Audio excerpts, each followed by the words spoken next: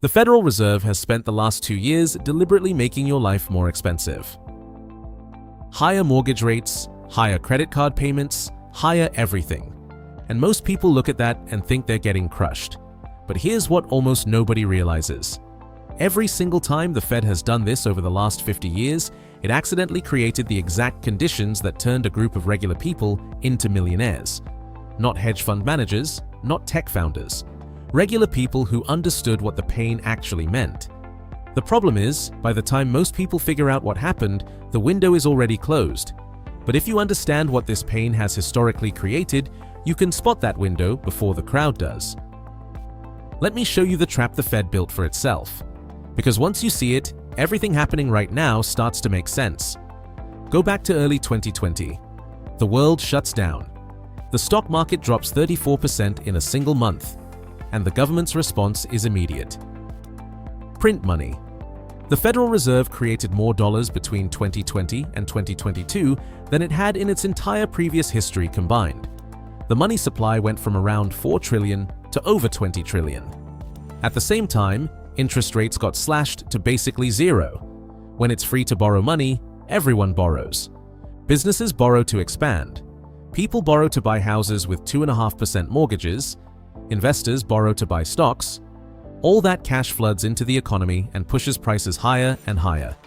By mid-2022, inflation was over 9%, the highest in over 40 years. And if your paycheck didn't jump by that same amount, and for most people it didn't, you got poorer. Quietly, steadily, every single month. So the Fed does the only thing it can. It reverses course, jacks up interest rates from near zero to over 5% in about a year, one of the most aggressive rate hike cycles in American history. And here's where most people stop paying attention.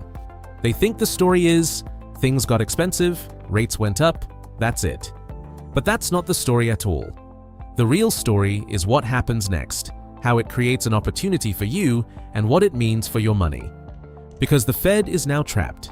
Rates are still elevated, but inflation has been stubborn and just printed 3.3%. The Fed can only do one of two things. It can keep fighting inflation, keep rates high, keep squeezing borrowing, keep making life expensive. If it does that long enough, something breaks. Businesses that relied on cheap debt start failing. Mortgages stay unaffordable for an entire generation. The economy slows, then contracts, then crashes. That's a recession. And historically, recessions are when assets go on sale and a small group of people build serious wealth. Or, and this is the part nobody talks about, the Fed blinks. It sees GDP of 0.5% in Q4 and it cuts rates to save the economy. But here's the problem. We're not in a normal slowdown. This slowdown was caused by inflation that hasn't gone away. You can't fix an inflationary slowdown with more inflation. If the Fed cuts rates and starts easing again, it's pouring gasoline on the fire that's already burning your purchasing power. Think about what that means. If they cut rates, money gets cheaper again. Cash floods back into the system. And where does it go? Into assets. Stocks, real estate, gold, Bitcoin. Anything that isn't cash, because cash is losing value faster than ever. We've seen this movie before. Asset prices surge, not because the economy is healthy, because money is fleeing the dollar. But this is the part that breaks people's brains. In a normal slowdown, stocks go down and you buy the dip. But in an inflationary spiral, the crash doesn't look like prices falling. It looks like prices rising. And your money buying less and less of them every month. So either way, recession or inflation, the people who aren't positioned get crushed. And the people who understand the Fed's dilemma can make moves that change their financial lives for the next decade. Let me make this concrete. Meet Jeff. He's a 36-year-old logistics manager in Dallas. Brings home about $70,000 a year. Has about $40,000 in a 401k he hasn't looked at in 2 years, and another $12,000 in savings earning basically nothing. He and his wife are saving for a house. If the Fed holds rates high and we get a recession, Jeff's company might start cutting.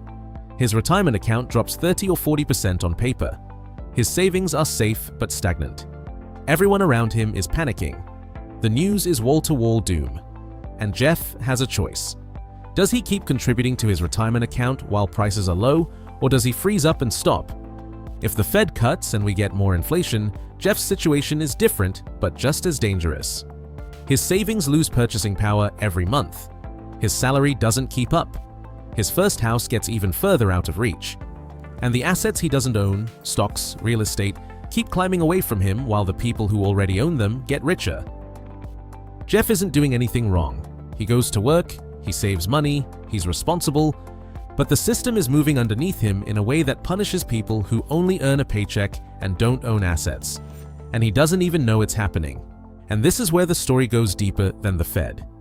In the last 15 years or so, real personal income in the United States, what people earn after inflation, has fallen behind its long-term growth trend.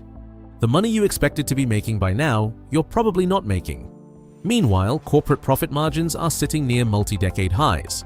Jeff's employer is making more money than ever, but very little of it finds its way into Jeff's wallet. So where do those profits go? To shareholders, into stocks, into real estate, into assets that compound. That's the split that's quietly reshaping this country. If you only earn a paycheck, you're falling behind a curve you can't see. If you own assets, those assets are compounding on top of the same forces squeezing your wages. The gap between those two groups isn't closing, it's accelerating. And every year you stay on the wrong side of it, the harder it gets to cross over. This is why the next 12 to 24 months matter so much. It's not about making a quick trade. It's about getting onto the asset side of this divide before the next major move, whichever direction it goes, locks the gap in place for another decade. So what do you actually do with this? First, and this is the most important thing, you need to understand that this is not about predicting the future. Nobody knows if the Fed is going to hold rates or cut. Nobody knows if we get a deflationary crash or an inflationary surge. And anyone who tells you they know for certain is trying to sell you something. What you can do is position yourself to benefit regardless of which path we take. And the strategy for that is simpler than most people think. 2 lanes, own assets, and invest in yourself. Everything else is noise, but you're probably saying to yourself, if I own assets and prices fall, I'll lose money. But let's actually look at owning assets, because this is where the math gets impossible to ignore. Say rates stay high or go higher. The economy slows, asset prices fall, your portfolio drops, you see red numbers on the screen. And this is where most people make the mistake that costs them a decade. Because that drop is on paper, it's temporary. And if you've been buying consistently and dollar cost averaging, you're now purchasing assets at a discount. You're getting more shares of real companies with real earnings at lower prices. That's not losing. That's the setup for the next leg up. And the data on this is relentless. The S&P 500 dropped about 25% from its peak in late 2021 to its low in late 2022. Companies that were worth $1 were selling for 75 cents. Same companies, same revenues, same products, just cheaper because fear took over. About a year later, it had fully recovered and then some. After the COVID crash in 2020, the S&P 500 fell 34% in just over a month, bottomed in March, fully recovered by August, and finished the year roughly 68% above its low. And in the roughly 10 years before that crash, the S&P averaged 13 to 14% gains per year. Through trade wars, through political chaos, through everything. So if Jeff keeps buying through a recession, 2 things happen.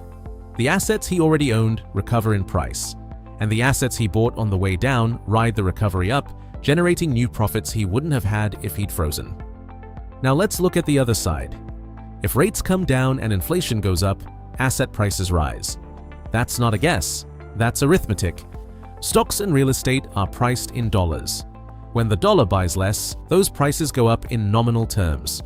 Your house doesn't get bigger, your shares don't multiply, but the number on your screen climbs because the unit of measurement is shrinking. When prices rise across the economy, companies' revenues rise too. Higher revenues push earnings up. Higher earnings push stock prices up.